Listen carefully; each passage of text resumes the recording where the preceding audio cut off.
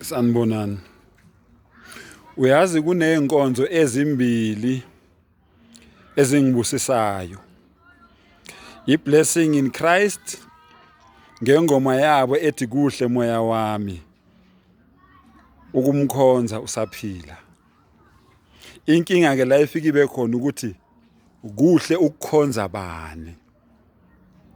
Ngoba phela amaKristu awakhonza uNkulunkulu.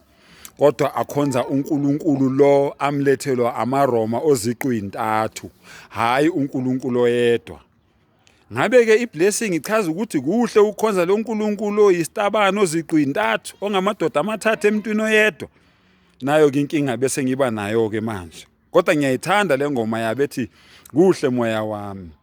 Noma kunzima noma kukhuphukela ngiyobambelela. Ubambelela kuphi? Esiphambanweni lesathi uNkulunkulu siwubusathana. Lesathi uNkulunkulu siyisign siwuphawu likaSathane. Ubambelela kuphi? Ubambelela kuJesu lo okuthiwa akakazi abe khona emhlabeni ukhona eBhayibhelini kuphela into engakazi bebikho. Ubambelela kuphi umKristu? Bese kuba nengoma ke yesibili ke leye All Nations ethi asilwi thina nabantu sila nemimoya. Iyangibusisa abafowethu leyo ngoma ngoba ngempela mina angilwi nabantu. Ngilwa nemimoya le evunguzayo evunguzela abantu ukuthi abayeke uNkulunkulu abafe umgogodla balimale ingqondo bakhonze izidalwa zikaNkulunkulu okunokuthi bakhonze uNkulunkulu. Naye nje mina imimoya engilwa nayo. Akekho umuntu owafika emhlabeni yaqala ke inkathazo. Senizoqhubeka ke ningithuke. Kodwa ke bafowethu kulungile ngoba iqiniso ayikho inkinga qhubekani ningithuke. Akekho umuntu owathi efika emhlabeni wayekhonza uShembe. Akekho umuntu owathi esesiswini sikama wakhe wayekhonza uJesu. Akekho umuntu owathi esesiswini sikama wakhe wayekhonza idlozi noma wayekhonza idimoni noma wayekhonza ithongo noma wayekhonza inyoka noma wayekhonza indlondlo. Akekho noyedwa. Akekho umuntu noyedwa owathi sesiswini sikamama wakhe wondliwa uShembe noma wondliwa uJesu noma wondliwa idlozi noma wondliwa idimoni noma wondliwa itongo noma wondliwa inyoka. Yonke into bafowethu nishintsha mangabe senifika la.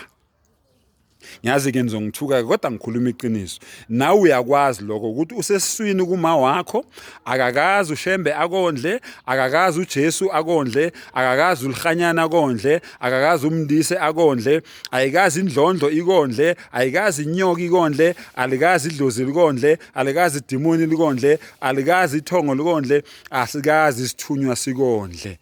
Yonke lobo busathane lobo ubuqala wena usufike la emhlabeni. Ngiyaphinda futhi ngithi qhubekani ningithuke.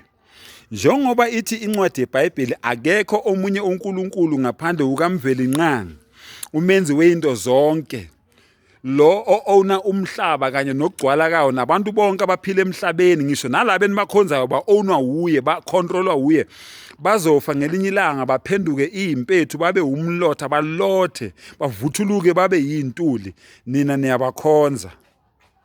Ngithi mina bafowethu wena ozaziyo ukuthi awukhonzi umenzi wakho awukhonzi umdali wakho whoever lo wena omkhonzayo wazi ukuthi ukhonza uSathane egameni lakhe. Ngiyaphinda futhi ngithi ukhonza uSathane egameni lakhe. Ake ngiphinde uma ngabe wena uyinazaretha wazi kahle ukuthi uShembe noma incoyincoyi noma unyazi lwezulu umuntu uyambona ukuthi umuntu kodwa wena uyaqhubeka nokumkhonza uthi uNkulunkulu. Yazi ukuthi ukhonza uSathane egameni lencoyincoyi ukhonza uSathane egameni lonyazi.